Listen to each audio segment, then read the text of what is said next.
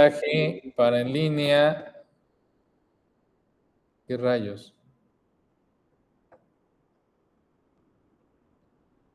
Bueno, vean, aquí en línea, aquí en el Meet me acaba de salir un mensaje, me dice que las personas que no son del dominio de ciencias van a ser expulsadas por un problema técnico dentro de Google Meet. Entonces, si alguien tiene algún problema y la plataforma lo saca y quieren estar en la clase, porque también puede ser que quieran irse por un cafecito o algo, mándenme un mensaje por WhatsApp y vemos qué podemos hacer en caso de que lo saquen, ¿no? Voy a tener aquí el celular con WhatsApp abierto por si cualquier cosa, por si en algún momento lo saca, que lo tengamos al menos identificado. Entonces, sí, háganme el favor de avisarme para que yo sepa qué podemos ir haciendo. Entonces, bueno, a ver, aquí tengo el algoritmo que había hecho la vez pasada. Le pedía a la computadora, le pedía a Neo4j que me busque todos los puntos que son cafés, me busque todos los puntos que son lugares de renta de bicicletas, ¿no? Esto lo voy a poner con 2 matches para que no tenga tanto problema. Entonces, búscame el primero y búscame el segundo. Y aquí dice que no existe este punto. A ver, dejen ver. Es que no estoy conectado, por eso. A ver, que me conecto. Ahí va, conectando. Se ve que hoy va a estar un poco intermitente la conexión. Entonces, ya no debería haber problema con esto. Ya tengo mis 2 puntos de interés. Y estos 2 puntos de interés, los cafés y la renta de bicicletas. Luego, no, el anterior es... El profe no está presentando la pantalla, perdón. Gracias por comentarme. A ver, toda la pantalla. Aquí está.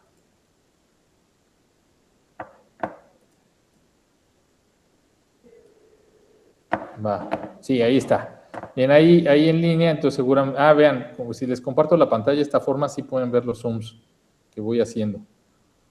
Entonces, bueno, ahí tengo mi match, ¿no? Búscame todos los cafés, búscame todas las rentas de bicicletas, calcúlame las rutas y busca el shortest path entre estos dos.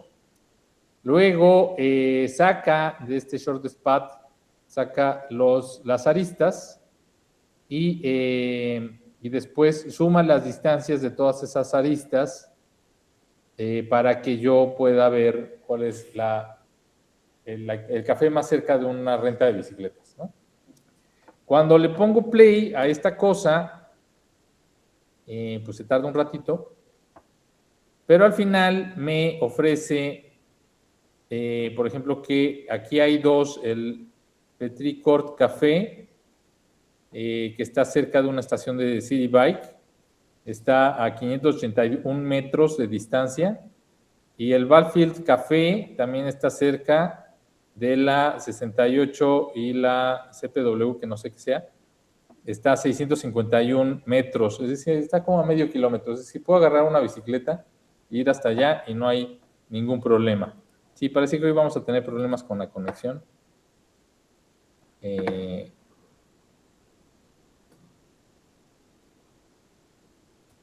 Y va a estar intermitente. Entonces, sí, me imagino. Vale, y después, hay otra forma de calcularlo aquí usando los algoritmos que vienen dentro de Neo4j.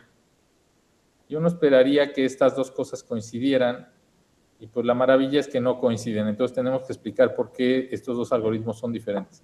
Entonces, ¿qué es lo que hace este otro? Me dice, mira, fíjate en todos los caminos que unen al café con Bike Rental, con la renta de bicicletas, y ahora aplica el algoritmo de Dijkstra sobre las rutas, es decir, sobre lo que une estas 2 cosas, y sobre las distancias que hay dentro de estas rutas. Y ahora sí, ordéname estos 2 de manera directa. Entonces le doy Enter, empieza a calcularlos, se tarda un poquito más. y podemos ver que las distancias ya no coinciden. Aquí me dice que la distancia más cortita está entre el Le Pan Quotidien y el City Bike de la 68, que en la tabla pasada no ocupaba el lugar número 1. A ver, dejen ver. Ni siquiera aparece Le Pan Quotidien, ¿no? A ver, me alejo, me voy. Ya es que se desconectó por eso. Bueno, no importa, así desconectado y todo. Aquí puedo ver que el Petit Corps Café, aquí me parece que con el método que hice antes está acá a un poquito más de medio kilómetro, pero con el algoritmo de Dijkstra, el Le Pan Quotidien y el City Bike de la 68 está todavía más cerquita, está a 300 metros. ¿Por qué? ¿Por qué será esto? ¿Por qué un algoritmo me da unas distancias y otro algoritmo me da otras distancias? A ver, ¿qué fue lo que hice en el primer algoritmo?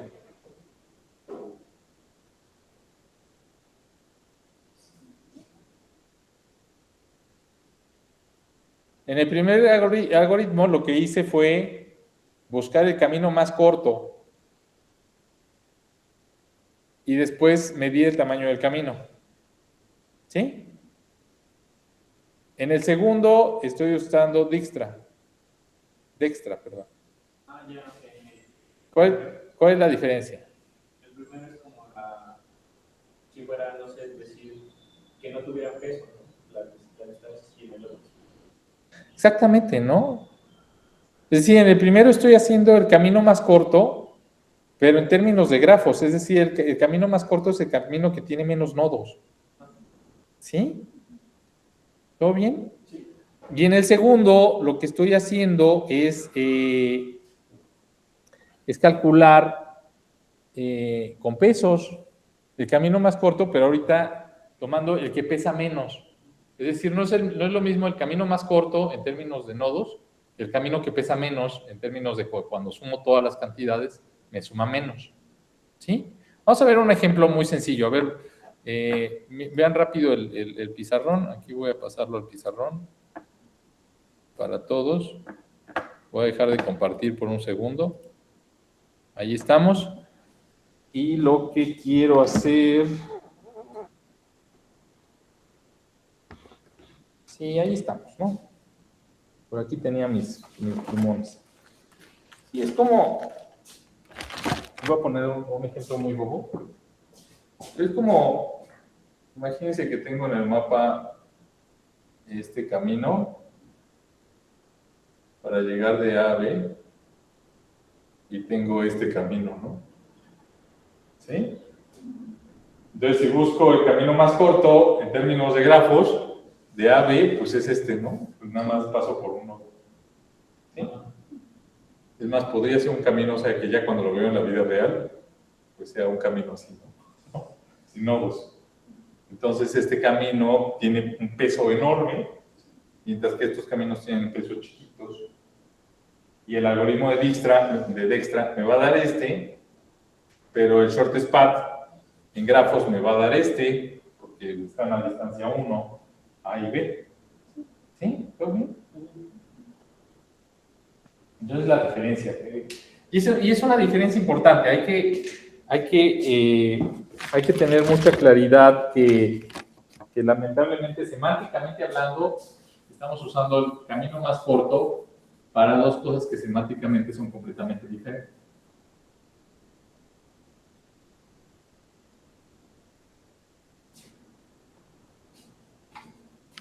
¿Dudas, preguntas, comentarios con esto? ¿Hasta aquí vamos bien? Sí.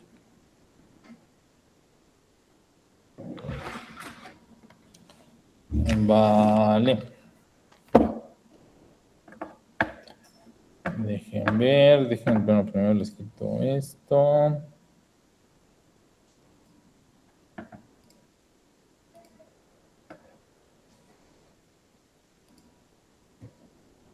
Y ahí está. Va. Entonces ahí podemos ver que con el algoritmo de Dijkstra, pues no solo las distancias y las cosas que estamos viendo son completamente diferentes, ¿no? Sino que las distancias que estamos viendo pues, se optimizan muchísimo más que con el algoritmo anterior. En el algoritmo anterior a lo mejor son caminos donde, pues, aparte de que no son los más cortos, pues son los más aburridos, ¿no? Porque son los que pasan por menos puntos interesantes.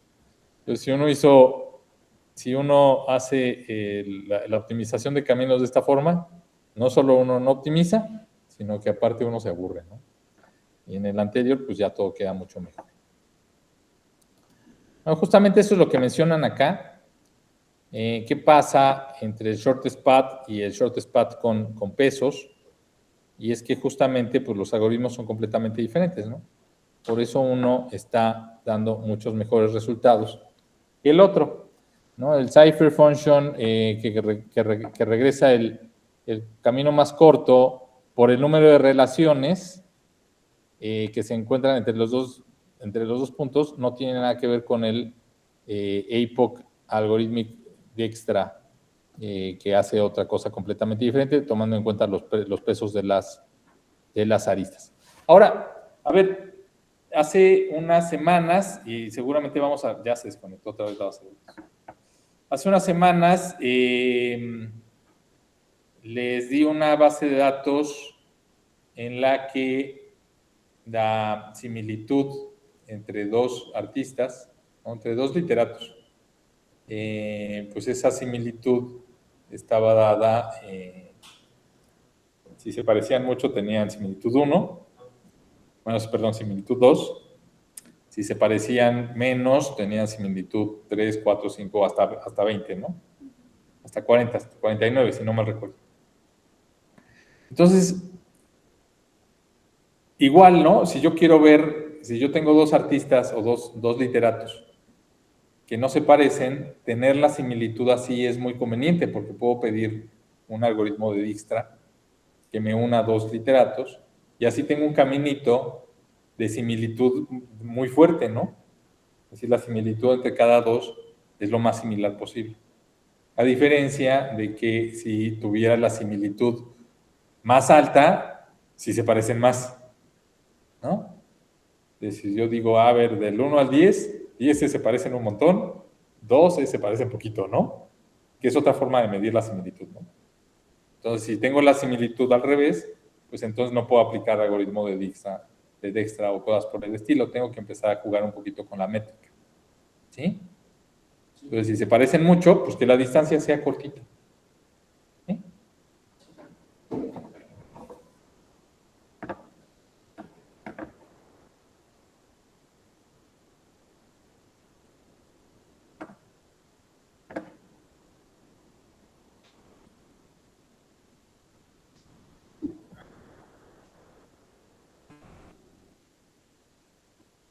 Vamos de tiempo.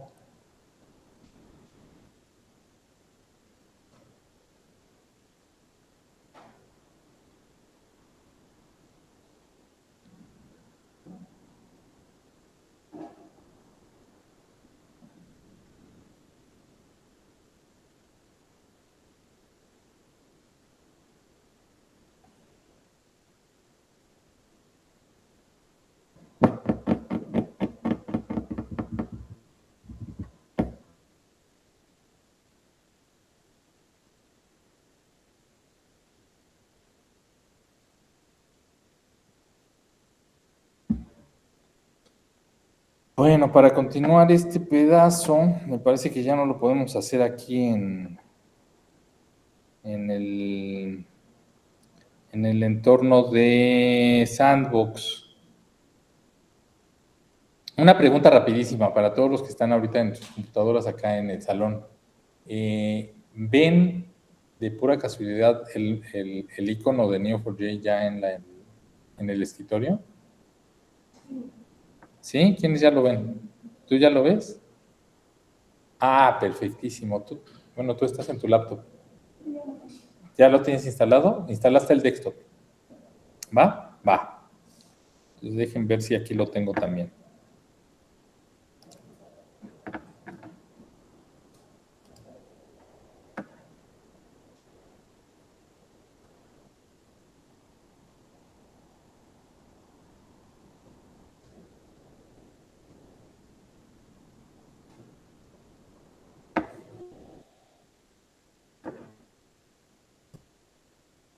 Bueno, para los que están en línea, les pido de favor que entren, que busquen Neo4j Desktop Download. Entren al primero. Se los pido que lo hagan de esta forma porque no sé ustedes, pero encontrar el desktop es como un poquito enredado, porque lo que hace Neo4j es que trata por todos los medios de que uno use Aura, porque es donde ellos ganan más dinero, ¿no? La renta de servidores por renta sale mucho mejor que el estarles vendiendo las licencias de desktop, que son más o menos anuales, ¿no? Entonces uno quiere tener su propia infraestructura y todo en su propio espacio.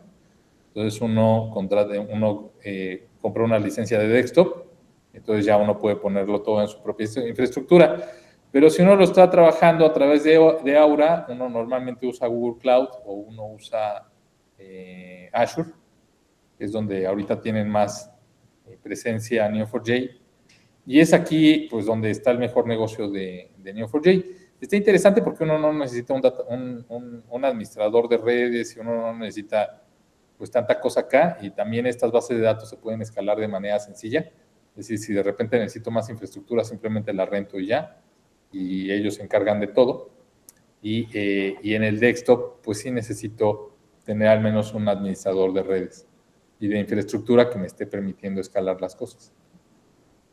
Pues bueno, los que están ahí en línea, por favor, y que todavía no lo hayan hecho, descarguen el desktop e instálenlo para tener Neo4j Desktop en sus computadoras. ¿Cuál es la ventaja de tener Neo4j Desktop en nuestras computadoras? Que pues si uno lo instala en una sola computadora, uno no va a hacer una red grandota, si no va a pasar nada de eso. Entonces, el límite de nodos y de vértices que tenemos es el límite de nuestra RAM y de nuestro que tenemos. ¿Sí? Carolina, creo que abriste tu micrófono. Perfecto, sin querer. Va. Y la versión de Neo4j que tenemos descargando el desktop es la versión Enterprise. Es decir, tenemos la versión más grande de Neo4j habida y por haber. La tenemos gratis mientras no usemos muchos. O sea, ¿cuál es la limitante que tiene? Pues no se pueden usar tantos procesadores.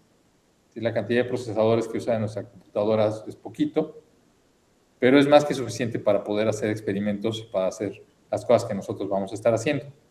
¿Para qué casos no es tan útil? Esta versión de Neo4j Desktop no es tan útil si lo que vamos a hacer es sacar un servicio hacia el exterior, que lo van a usar muchos usuarios. ¿Sí? Para algo que va a ser expuesto al público y que va a usar muchísimos usuarios ya no funciona, porque se satura con mucha facilidad. Como es una versión que no usa muchos procesadores, pues enseguida con unos 2 o 3 o 4 usuarios ya empezamos a ver que la computadora empieza a batallar mucho. ¿Sí? Vale, ¿qué alternativas tenemos en caso de que pues, no quieran usar la licencia de Neo4j? Porque la verdad es una licencia cara, no les voy a mentir. Es decir, usar Neo4j empresarial, si estamos hablando de que muy rápido se puede llegar al $1,000,000 anual, ¿no? En precio. Al millón de pesos. Al $1,000,000 se puede llegar muy fácilmente anual en licencia y en costos.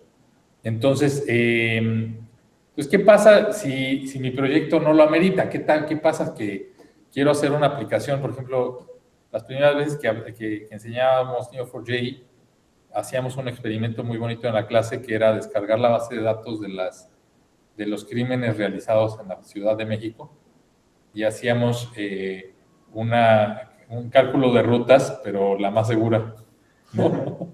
En vez de la más corta, pues vete por la ruta más segura. No sé si a ustedes les ha pasado, pero de repente Google Maps los manda por cada colonia y uno dice, no, por favor, por acá no. Pero bueno, pues a veces pasa. Entonces, lo que hacíamos como ejercicio en aquella época era hacer rutas más seguras, más cortas, pero al mismo tiempo más seguras. y castigando los pesos de las distancias con la inseguridad de la zona. Entonces, pues, ¿qué pasa si de repente yo sí quiero hacer pública mi aplicación y corre sobre Neo4j y yo estoy usando los algoritmos de Neo4j? Pues seguramente muy rápido se me vaya a saturar y me salga un ojo de la cara el poder mantener mi proyecto en línea. Para ese tipo de casos, no lo vamos a ver aquí en el curso, porque aquí de lo que se trata es avanzarlo más rápido, pero para ese tipo de casos se puede usar Postgres. Postgres es una base de datos completamente gratuita, totalmente open source, y que tiene un plugin para volverla una base de datos hecha en grafos. Es mucho más lenta que Neo4j, pero es gratis. Y ahí sí la pueden escalar usando varias computadoras que tengan para poder escalar. No necesitan hacerlo de esa manera. Postgres también funciona con Cypher, es decir, el lenguaje que estamos aprendiendo también funciona en las versiones. Lo que hizo Neo4j fue una jugada maestra. Ellos inventaron el lenguaje Cypher, pero también hicieron que Cypher fuera un lenguaje open source que se volviera el estándar de la industria de las bases de datos orientadas a grafos. Entonces, casi si una base de datos orientada a grafos quiere competir en el mercado, una de dos, o habla GraphQL o habla Cypher. Y la mayoría hablan Cypher. Y eso hace que las cosas sean mucho más sencillas. Hay otra base de datos que es completamente gratuita y que es totalmente open source, que también está muy buena. Se llama ArangoDB. El logo de ArangoDB es una... A ver, se las voy a mostrar ahorita. El logo de ArangoDB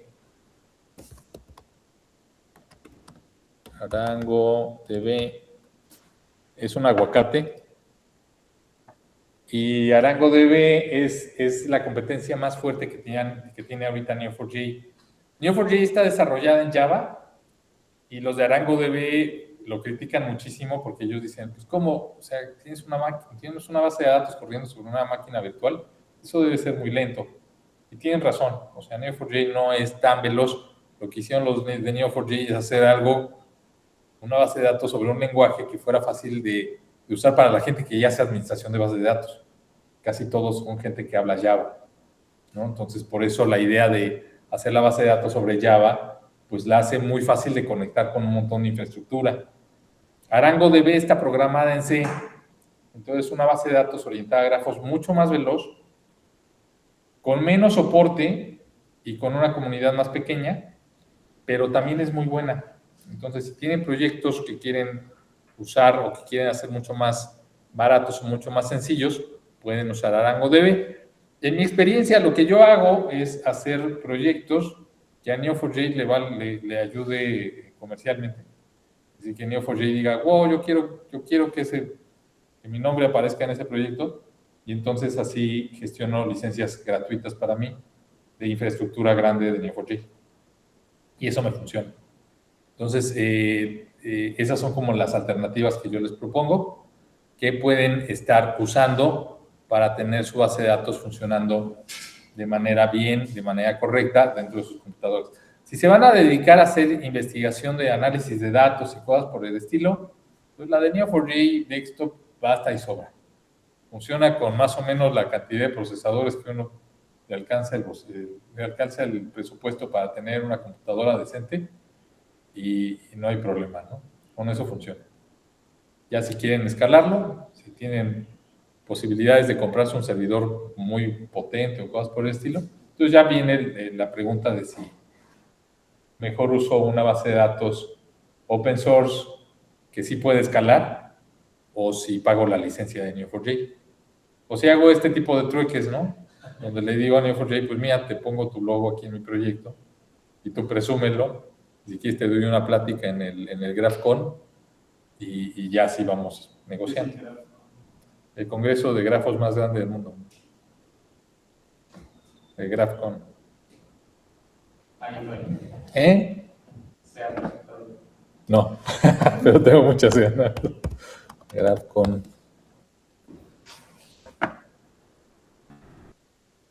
Bueno, luego les paso el vínculo. Parece que es el más grande del mundo, pero no es lo suficientemente famoso como para aparecer luego. Sí, la convención de grafos está increíble, pero Es que también es bien diferente, ¿no? Es decir, la forma en la que se ven grafos aquí en la Facultad de Ciencias no tiene que ver casi en nada con la forma en la que funciona el Congreso de grafos tan grande. En el mundo ahorita está empezando a tener muchísimo predominio esta forma de entender los grafos, porque esto genera proyectos y genera mucho dinero, ¿no? Entonces, pues bueno, tiene sus ventajas y tiene sus desventajas. ¿Hasta ahí estamos bien? Muy bien, entonces, si no les molesta, entonces a partir de hoy, las clases las daré ya con Neo4j Desktop. Ya no usaremos más el Neo4j, Aura.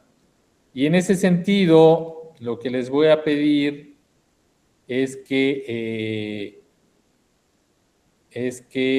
los que están aquí en el salón se queden en su computadora. Bueno, a menos de que traigan la suya.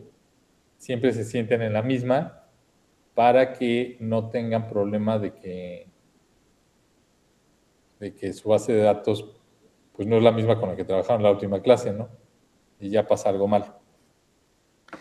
¿Qué otra ventaja tenemos en Neo4j Desktop? Pues ya podemos tener todas las bases de datos que querramos. Ya no vamos a tener que estar borrando base de datos tras base de datos. Y eso, pues sí, es una ventaja bastante interesante. ¿Qué otra ventaja tenemos? Bueno, esta no es tanto ventaja, pero pueden hacerla. Pueden trabajar en sus casas, su base de datos, y a través de un servicio que se llama nGroup. Aquí se los muestro rápido. Si su conexión en su casa es lo suficientemente veloz, usando nGroup, ustedes pueden, desde Neo4j Desktop en estas computadoras, conectarse a su casa y usar la base de datos de su casa. ¿Sí? En caso de que no quieran estar teniendo copias de bases de datos de todas partes, que luego también es un lío. ¿Sí? Entonces, con nGroup, lo único que tienen que hacer es exponer los puertos que usa Cypher y con nGroup pueden generar una dirección, una URL del servidor de su casa, y así aquí desde sus computadoras se pueden conectar a ese servidor y hacer las consultas de base de datos a la base de datos de su casa. ¿Sí? Como para tenerlo como mucho más sencillo. ¿Ahí estamos? El semestre pasado intenté trabajar con una base de datos que tenía en mi casa y trabajar aquí en las computadoras de la escuela, y salió terrible. Porque sí, es muy rápido, se satura muy rápido. A la forma de trabajar de Neo4j a distancia no funciona tan bien. ¿Vale? ¿Dudas, preguntas, comentarios hasta ahorita? ¿Todo bien? Va. Entonces, ahora sí, vamos a seguirle. Ya tenemos lo de nGroup, ya tenemos esto. Entonces, ahora sí, voy a agarrar mi Neo4j Desktop y voy a cargar voy a empezar a cargar las bases de datos con las que vamos a trabajar las próximas clases. Entonces, ahorita voy a cargar un par, y la de literatura.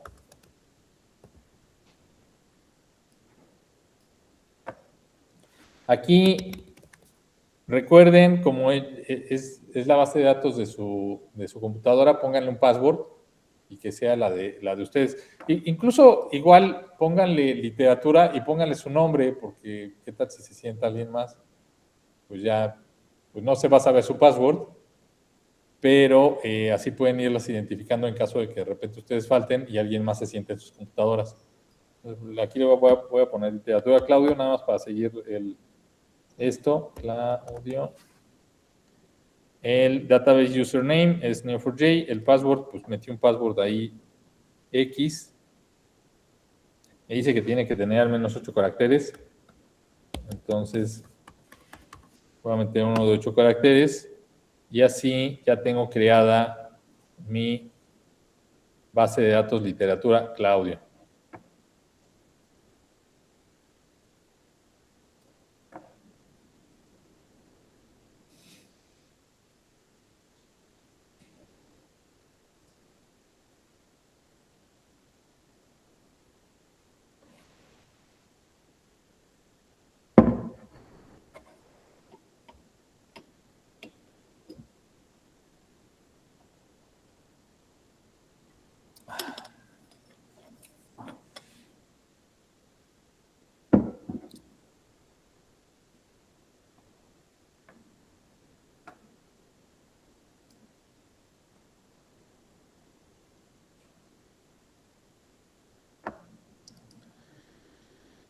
Bueno, a ver, aquí les voy a tener que pedir una disculpa.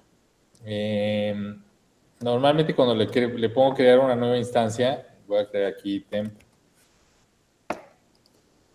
y el password. Observen que aquí les aparece Neo4j version, ¿sí? Y si esa versión ustedes no la tienen descargada en su computadora, se va a poner a descargarla. En este momento yo le puse una que no tenía descargada. Y la que tenía descargada es la de 2025.10.1. Le puse la 2026.1.4. Como no la tengo, la estoy descargando. Y cada versión de Neo4j pesa más o menos 800 megas. Entonces, ya valí con esta. Bueno, voy a ver, voy a crear otra vez. Literatura, Claudio. No, creo que ya. A ver. Ya iba. Ya por fin. Y ya la tengo creada, ¿no? Ahora observen la diferencia. Ya la tengo creada, pero no está corriendo mi base de datos. ¿Sí? Entonces, antes de empezarla a funcionar, le tengo que poner Start Instance. Le pico en Start Instance y la base de datos empieza a cargar, ¿no? Ahí dice el estatus de mi base de datos, ya, está en running. Y dependiendo de la velocidad de las computadoras, es la velocidad a la que empieza a cargar. Y ahorita sí, aquí me dice, ¿qué quiero hacer? ¿Quiero ejecutar queries o quiero explorarla? Le voy a poner ejecutar queries y así ya estoy en mi base de datos y ya puedo empezar a ejecutar diferentes tipos de queries. ¿Sí estamos? Sí. Vale. Como estoy usando la de literatura, me voy a ir aquí a import. Y aquí en import,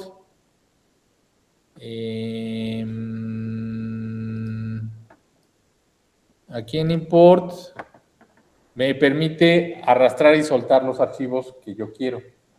Entonces me voy a ir a mi escritorio. Ustedes recuerden que estos dos archivos de literatura, similitud, los tienen en el Drive. Y lo que voy a hacer es que los voy a agarrar los dos, los voy a arrastrar y así ya tengo mis dos archivos de literatura aquí cargados. ¿Sí? ¿Todo bien? Ahora estoy trabajando en literatura Claudio. La versión es 2026.1.4 Enterprise. Entonces aquí estoy usando, como pueden ver, la última versión y la más completa de Neo4j. Puedo cambiar aquí mismo, puedo cambiar de instancia por si voy a hacer la importación a otra base de datos. Entonces asegúrense siempre, antes de hacer el import, de que estén trabajando en la base de datos correcta. Porque es muy común, como aquí no hay otra cosa más que esta barrita chiquita y escondida que está hasta arriba, y es muy fácil que se me vaya la onda y que importe los nodos donde no deben ir. Y recuerden que pues no hay control Z en las bases de datos, entonces si importan algo que no tenían que importar, luego buscarlo y borrarlo es un poquito difícil. No solo es un poquito difícil, a veces uno siempre tiene la duda de si borro todo bien. Y pues bueno, es un poco una lata, ¿no? Vale, entonces estoy aquí, literatura. Entonces, ahora sí, Start Sketching a Model. Voy a crear aquí un autor. Ese autor va a ser de literatura CCB.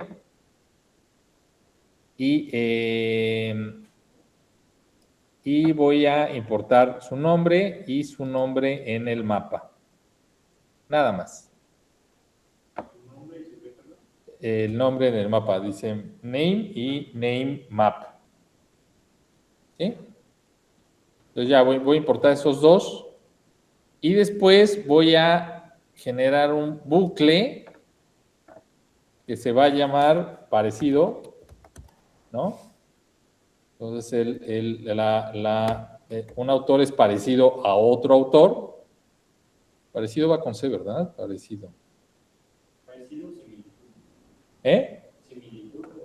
Parecido o similitud. Bueno, similitud para que se parezca a la otra, ¿no? Similitud. Yo ya tengo similitud. Y similitud va a ser con literatura similitud. Y aquí va a ir de element a related element. ¿Sí? Que si no me recuerdo es al revés. El related element es el que se parece al element, no al revés. Entonces, a lo mejor la vez pasada lo habíamos estado haciendo mal. ¿Sí? Ahí me voy a acercar.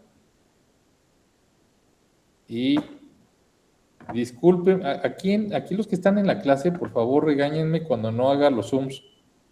Porque si no, creo que ustedes batallan bastante en ver qué es lo que estamos haciendo, ¿no? ¿Sí estamos bien? Y luego yo me pregunto, ¿pero por qué me preguntan? Yo siempre tengo que estar por acá.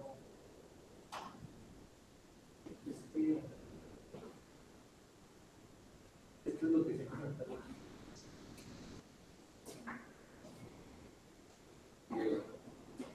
Mira, literatura.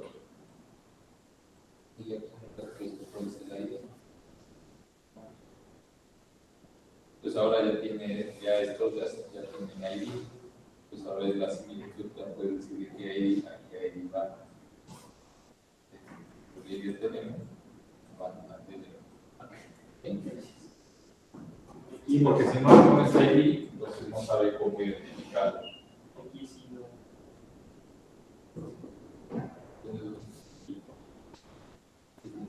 No se le pone nada, ¿verdad? Bueno, en el map for table, ¿no? ¿Qué propiedades quieres tener? No sé qué propiedades te puso.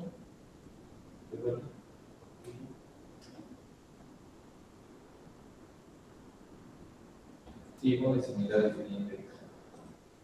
Sí, porque si no tenemos el similar el index, no vamos a poder calcular los short span. ¿Sí? ¿Todo bien? Sí. Ahora observen, como ahora ya no tenemos límite, ya no tenemos el límite de 400,000 relaciones, ahora sí podemos importar todo, ¿no? Y no tenemos bronca.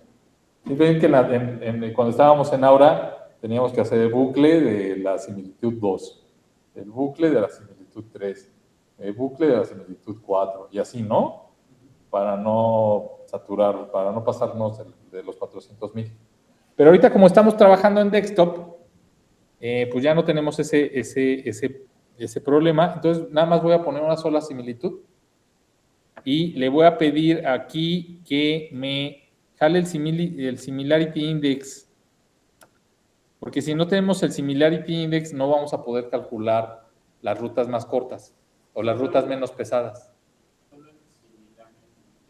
Sí, nada más importa en el similarity index porque no tiene sentido que una arista tenga de dónde a dónde va y aparte tenga como propiedades de dónde a dónde va.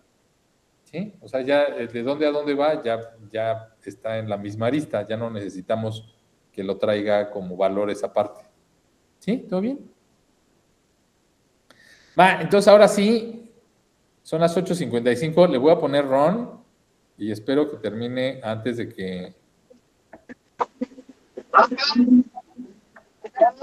ver, an ID property required.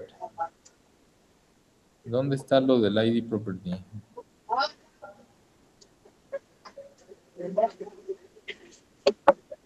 Ya está. Vean, aquí yo le tengo que seleccionar la llavecita. Nosotros tengo que poner el ID en la parte de abajo, ¿no? Dependiendo de la versión de desktop. Parece que aquí en Mac tengo que seleccionar la llavecita. Carolina, ¿tienes tu micrófono abierto? Va, entonces le pongo importar y pues parece que va rápido, 38%, 46%, 54%, 61%, 69%, 70%. Va bien, listo, se importó todo. Lo voy a cerrar, me voy a ir a query y nada más quiero preguntarle a mi base de datos cómo está.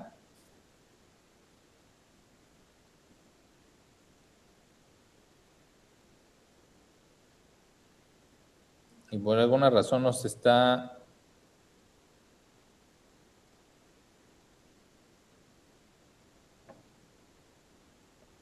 A ver, aquí hago un reload.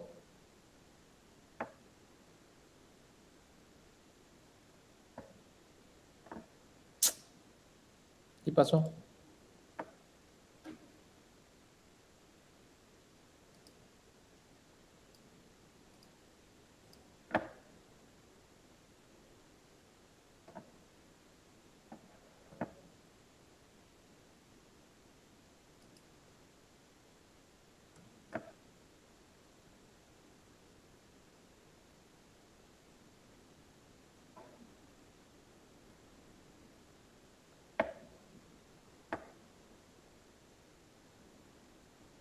Y aquí ya me aparece el número completo de rows que tengo, ¿no? En total tengo 34.908 escritores, autores registrados en mi base de datos, y la cantidad de relaciones totales que tengo en mi base de datos es de 813.862 relaciones. Pues por eso no cabía en Aura. Tengo el doble de relaciones que me permite la base de datos gratuita. ¿Sí hasta ahí estamos bien? Vale, espero que les esté gustando. Mañana ya nos ponemos a jugar con estas bases de datos. Cargamos todas las bases de datos para hacer una pequeña tarea. La de música, la de literatura y la de... Eran 3. Literatura, música, eran 4. Y películas. ¿Sí? La Internet Movie Database. Y con esas ya podemos empezar a hacer un montón de ejercicios y a jugar un poco, ¿no? ¿Vale? Bueno, pues nos vemos el día de mañana. Que la pasen muy bien y que tengan un buen ombligo de semana. Se cuidan mucho. Gracias, profe, nos vemos. Se cuidan, chau, chau.